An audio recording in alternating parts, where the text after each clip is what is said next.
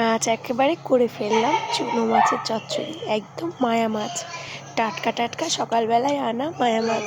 মায়া মাছ দিয়ে করবো আজ হাতে মাখানো বাটি চচ্চড়ি, আলু পেঁয়াজ টমেটো কাঁচা লঙ্কা সর্ষে বাটা দিয়ে। নমস্কার, আমি প্রতিমা কিচেন উইথ ভিলেজ ফুড থেকে আপনাদের সবাইকে সুস্বাগতম।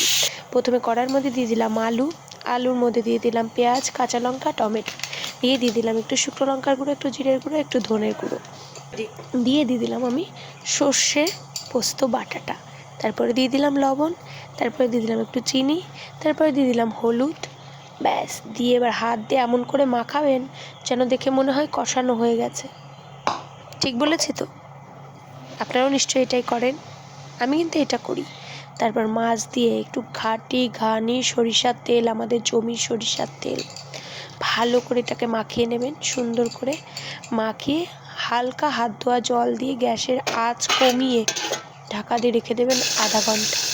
দেখুন রান্না হয়ে গেল, কোনো নাড়ানাড়ির ঝামেলা নেই। এখন একটু নাড়াচাড়া দিয়ে ধনিয়া পাতা কুচি দিয়ে জিনিসটাকে একদম মাখো মাখো করে নেব, যাতে জিনিসটা ইয়াম্মি লাগে, খেলে যাতে পরাণ জুড়িয়ে যায়। দারুণ না রেসিপিটা? সোজা সাধারণ রেসিপি। টাটা।